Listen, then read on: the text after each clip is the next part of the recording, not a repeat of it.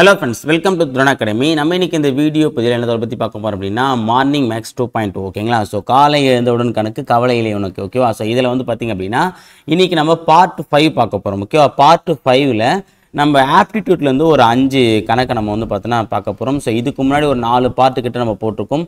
அத பார்க்காதவங்க டிஸ்கிரிப்ஷன் வந்து லிங்க் கொடுத்திருக்கேன். அதல போய் நீங்க வந்து பார்த்துக்கலாம். சோ இப்போ நம்ம வந்து பாத்தீங்க அப்படினா இந்த 5வது பார்ட்ல வந்து பார்த்தனா 11வது கணக்கா வந்து ஒரு செவ்வக வடிவ பூங்காவின் நீளம் அகலத்தை விட 14 மீட்டர் அதிகமாக உள்ளது. பூங்காவின் சுற்றளவு 200 மீட்டர் எனில் அதன் நீளம் மற்றும் பரப்பளவு காண்க. என்ன சொல்றாங்க அப்படின்னா ஒரு செவ்வக வடிவ பூங்காவாம்பா ஓகேவா. ஒரு பூங்கா வந்து செவ்வக வடிவில் இருக்குன்னு சொல்லிட்டாங்க. அப்ப செவ்வகம்னா இதான் செவ்வகம் ஓகேவா. இதோட நீளம் வந்து பார்த்தீங்கன்னா அகலத்தை விட 14 மீட்டர் அதிகமாக இருக்கும். இப்போ எக்ஸாம்பிள் வந்து இதான் நீளம் எல் அப்படின்னா இது அகலம் ஓகேவா. இது என்னது அகலத்தோட 14 மடங்கு. அப்போ அகலம் வந்து நம்ம எக்ஸ்ன்னு எடுத்துட்டோம் அப்படின்னா நீளம் வந்து எக்ஸ் பிளஸ் 14. ஏன் 14 நான் போடுறேன், இதை விட இது 14 அதிகமாக இருக்கு. அப்போ l is equal to x plus 14, b is equal to வருது எக்ஸ். இப்படி நம்ம சுமாராக வச்சுக்கிறோம், என்னன்னு தெரியாது இல்லை. இப்போ எனில் அதன் சுற்றளவு கொடுத்துட்டாங்க. சுற்றளவு என்ன ஃபார்முலா, செவ்வகத்துடைய 2 into L plus B is equal to 200. அப்போ நம்ம இந்த ஃபார்முலா சப்ஸ்டிட் பண்ணி நம்ம என்ன கிடைச்சிரும், எல்லும் பியும் கிடைச்சிருமா. அப்போ 2 இன்ட்டு எல்லுக்கு என்ன போட்டிருக்கோம் எக்ஸ் பிளஸ் 14 பிளஸ் பின்னது எக்ஸ் ஈக்குவல் டு 200. இந்த 2 இங்கே வந்துச்சு அப்படின்னா இங்கே பெருக்கல் இருக்கக்கூடிய 2 ஈக்குவல் டு வந்து பார்த்தீங்கன்னா வகுத்தல் ஆகிடும் சரியா. அப்போது எக்ஸ் பிளஸ் 14 இந்த எக்ஸ் எக்ஸ் சேர்ந்து 2x ஆகிடுமா. அப்போ 2x பிளஸ் 14 ஈக்குவல் டு 100. ஏன்னா இந்த 2 இங்கே வரும்போது அடிச்சோம் அப்படின்னா 100 ஆகிடும். அப்போது 2x plus 14 அப்போது 2x plus 14 equal to 100 அப்படின்போது 2x is equal to 100 minus 14. ஏன்னா இந்த ப்ளஸ் 14 ஈக்குவல் வந்துச்சுன்னா மைனஸ் பண்ணிடுமா. அப்போது 2x is equal to என்ன வரும், 100ல் 14 போச்சுன்னா 86. அப்போ x is equal to 86/2 அடித்தோம் அப்படின்னா 4 2 3 2 அப்போது 43 ஓகேவா. ஸோ அப்போது எக்ஸ் இக்குவல் என்னது 43. நமக்கு என்ன தேவை, எக்ஸ்ன்றது பார்த்தீங்கன்னா ஆக்சுவலாக பிரெத்து நீளம் அகலம் ஆகினா அந்த நீளம் மற்றும் பரப்பளவு. நீளம் கேட்குறேன். அப்போ நீளம்னா எக்ஸ் ப்ளஸ் 14 அப்போனா வரும் 43 + 14 சேர்த்தனா வரும் 43 53 57. அப்போ 57 மீட்டர். இதான் வந்து பார்த்தீங்கன்னா அதனுடைய நீளம். இங்கே பாருங்கள் ஆப்ஷன் வந்து பார்த்தீங்கன்னா இது ஒன்று தான் 57 இருக்குது. அப்போ ஆன்சர் ஆப்ஷன் பி தான் சரியானது. இதை வச்சு நம்ம போகலாம். நம்ம வந்து பரப்பளவுக்கு வந்து கண்டுபிடிக்க வேண்டிய அவசியமே இல்லை ஓகேவா. ஏன்னா இங்கே வந்து பரப்பளவு கொடுத்துருக்காங்க, அதுக்காக போயிட்டு பரப்பளவுலாம் போட்டு கிடக்காதீங்க. இதுதான் நம்ம ப்ரெஸ் ஆஃப் மைண்ட்னு சொல்கிறது ஓகேவா. ஏன்னா ஓரளவு கண்டுபிடிச்சுன்னா அது என்ன இருக்கா பாருங்க. பாருங்க இங்கே வந்து 57 மீட்டர் இருக்கும்போது நம்ம என்ன பண்ணலாம், ஆட்டோமேட்டிக்காக பரப்பளவு வந்து கண்டுபிடிக்கலாம் ஓகேவா. ஸோ அப்போ இருக்கிறதே ஒரே 57 மீட்டர் தான். நீளம் நம்ம 57 மீட்டர் கண்டுபிடிச்சிட்டோம். ஸோ அப்போ ஆன்சர் பி ஓகேவா 57 மீட்டர் ஓகேவா. நமக்கு வந்து இப்போ பரப்பளவு என்ன பண்ணோம் எல் இன்ட்டு பி. அப்போது 57 இன்ட்டு 43 ஓகே போட்டு அடித்தா நமக்கு இந்த ஆன்சர் தான் வரும் சரியா. அவ்வளோதான்பா. அடுத்தது 2வது கணக்கு பார்க்கலாம். 48 ஆண்கள் ஒரு வேலையை நாளொன்றுக்கு 7 மணி நேரம் வேலை செய்து 24 நாட்களில் முடிப்பார் எனில் 28 ஆண்கள் அதே வேலையை நாளொன்றுக்கு 8 மணி நேரம் வேலை செய்தால் வேலையை எத்தனை நாட்களில் முடிக்க முடியும். இது வந்து பார்த்தீங்கன்னா ஒரு நேர்மாறல் எதிர்மாறலில் வரக்கூடிய ஒரு கணக்கு தான். ஆக்சுவலாக இது வந்து பார்த்தீங்கன்னா ஒரு எதிர்மாறல் கணக்கு நம்ம சொல்லலாம் ஓகேவா. அவங்க என்ன கொடுத்துருக்காங்க, ஆண்கள் நேரம் நாட்கள் அதே போட்டுக்கலாம் ஓகேவா. ஆட்கள் நேரம் நாட்கள் ஓகே. 48 ஆட்கள் என்ன பண்ணுறாங்க அப்படின்னா ஒரு நாளைக்கு 7 மணி நேரம் வேலை செஞ்சு 24 நாளில் முடிக்கிறாங்க. அப்படின்னும் போது 28 ஆட்கள் ஓகேவா 8 மணி நேரம் வேலை செஞ்சால் எத்தனை நாள் முடிப்பாங்க.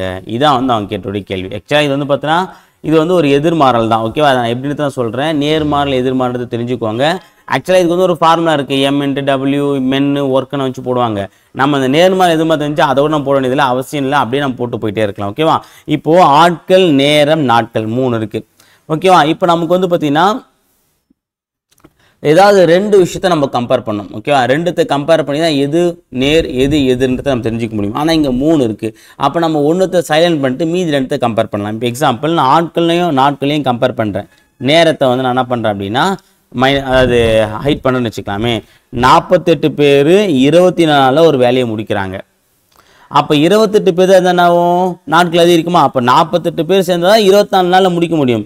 28 பேர் தான் இருக்கு. அப்போ ஆட்கள் குறையும் போது கண்டிப்பாக என்ன ஆகும், நாட்கள் அதிகரிக்கும். கரெக்டாக தானேப்பா? 10 பேர் ஒரு வேலையை 10 நாள் செய்கிறாங்கன்னா 5 பேர் செய்யணும், 5 நாள் செஞ்சு என்ன 20 நாள் ஆகும். சரியா?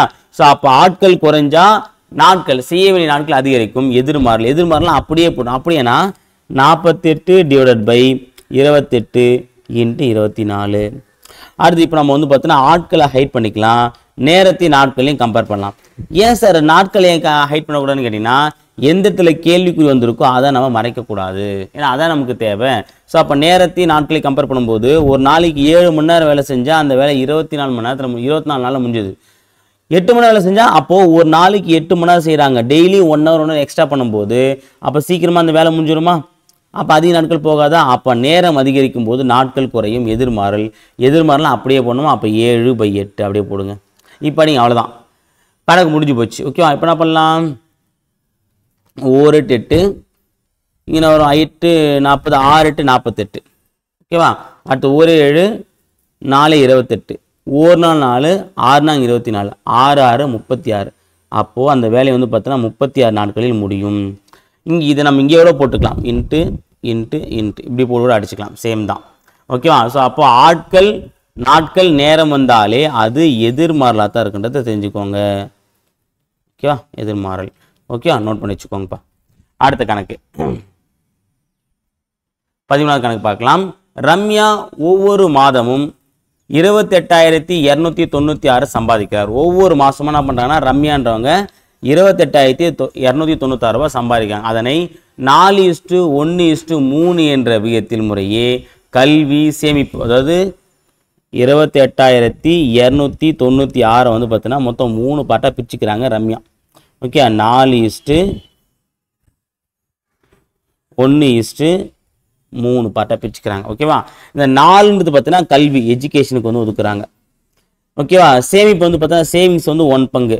அப்புறம் வந்து எக்ஸ்ட்ரா செலவு வந்து பார்த்தீங்கன்னா எக்ஸ்பெண்டிச்சர் இஎக்ஸ்னு போட்டுக்கலாம். இது வந்து பார்த்தீங்கன்னா செலவுக்கு வந்து பார்த்தீங்கன்னா 3% வந்து 3 பங்கு போயிடுது. ஓகேவா? எனில் அவர் சேமிக்கும் தொகை என்ன? அப்போ 1 பங்கு என்னன்னு தான் கேட்குறாங்க, சேவிங்ஸ் என்னன்னு கேட்குறாங்க. ஓகேவா? அப்போது அந்த ரம்யா செலவிடக்கூடிய தொகை வந்து பார்த்திங்க அப்படின்னா மொத்தமாக வந்து 28,296 ரூபாய். இதை மொத்தம் 3 பங்காக பிரிச்சுக்கிறாங்க. அதாவது 3 பங்குனா 3ஆக பிரிச்சுக்கிறாங்க. ஓகே, 3ஆக பிரித்து அதில் கிட்டத்தட்ட 4 பங்கு எஜுகேஷனுக்கும் 1 பங்கு சேவிங்ஸுக்கும் 3 பங்கு இதர செலவுக்கும் வச்சுக்கிறாங்க. அப்போ மொத்த பங்கு எத்தனை? 4 + 1 + 3 = 8 பங்கு. அப்போது 8 பங்குன்றது என்னது? 28,296. அப்போது நம்ம இது 8ஆல் வகுத்தா நமக்கு என்ன கிடைச்சிடும்? 1 பங்கு கிடைச்சிருமோ, அந்த 1 பங்கு தான் என்னது? சேவிங்ஸு. அப்போ நம்ம இது 8ஆல் வகுத்தா புது ஆன்சர். ஓகேவா? வகுத்து பார்க்கலாமா? 28னா வரும்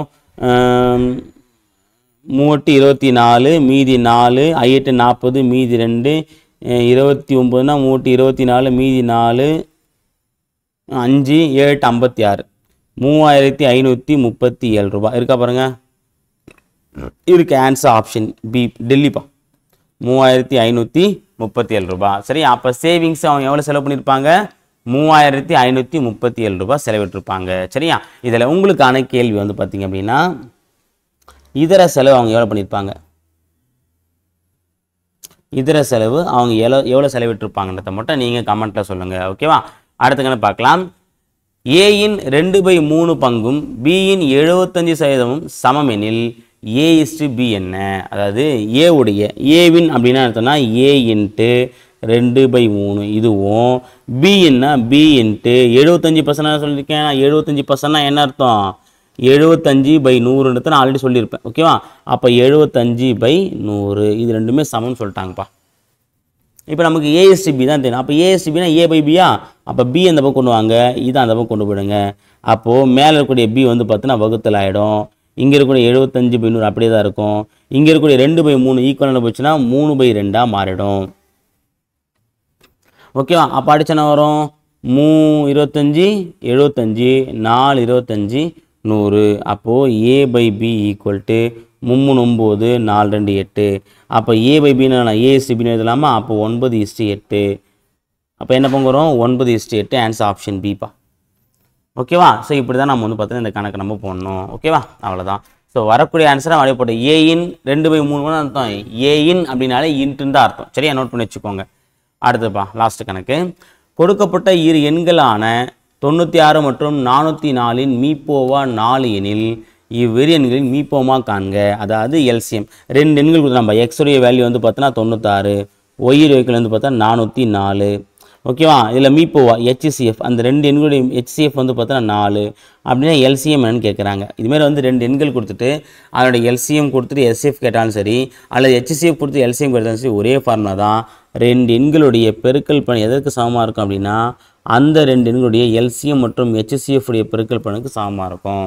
அந்த ரெண்டு எண்கள் 96, இன்னொரு எண் 404. ஓகே, அதனுடைய எல்சிஎம் தெரியாது, எல்சிஎம் வந்து அப்படியே வச்சுக்கலாம். ஹெச்சிசிஎஃப் வந்து 4. நமக்கு இப்போ எல்சிஎம் தான் வேணும் அப்படின்னா இந்த 4 ஈக்குவல் வச்சுன்னா வகுத்தில் ஆகிடும். அப்போ 96 × 404 / 4. ஓகே, அப்போ அடிச்சுனா வரும் 1/4 0 1/4. அப்போ 101 × 96 போட்டோம் அப்படின்னா 1/6 0 1/6. அப்புறம் வரும் 199 0 199. அப்போ 6 9 6 9. அப்போது 9696. இதான் அதனுடைய எல்சிஎம். 9696 அப்புறங்க இந்த இருக்குது 9696. Answer option B. அவ்வளோதான்பா. சரிங்களா. ஸோ இந்த ஃபார்முலா ஞாபகம் வச்சுக்கோங்க, ரொம்ப ரொம்ப முக்கியமானது. ஓகேவா, ஏன்னா இரண்டு எண்களுடைய பெருக்கல் பலன் கொடுத்துட்டு ஒரு சில நேரம் வந்து பார்த்தீங்கன்னா என்ன பண்ணுவாங்க அப்படின்னா ரெண்டு எண்களுடைய எல்சிஎம் இவ்வளவு, ஹெச்சிசிஎஃப் இவ்வளவு, அந்த ரெண்டு எண்களில் ஒரு எண் இதுன்னா இன்னொரு எண் என்ன அப்படின்னு மாதிரி கேட்பாங்க. எப்படி கேட்டாலும் இந்த ஃபார்முலா தான்.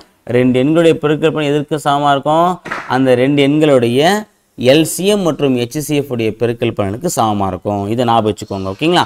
சரி, ஓகே ஃப்ரெண்ட்ஸ். ஓகே, ஸோ இந்த வீடியோ பற்றியில் வந்து பார்த்திங்க அப்படின்னா மார்னிங் மேக்ஸ் சீரீஸில் வந்து நம்ம வந்து வெற்றிகரமாக வந்து பார்த்தீங்கன்னா 5 பார்ட் வந்து முடிச்சிருக்கோம். 25 கணக்கு. ஓகேவா, இதனால் நோட் பண்ணி வச்சுக்கோங்க. நம்ம ரீசனிங்கும் ஆப்டிடியூடும் கலந்து கொடுக்குறோம். சரிங்களா. தேங்க்யூ. கொடுத்த ஹோம்ஒர்க் கீழே கமெண்ட்டாக தெரியப்படுத்துங்கப்பா.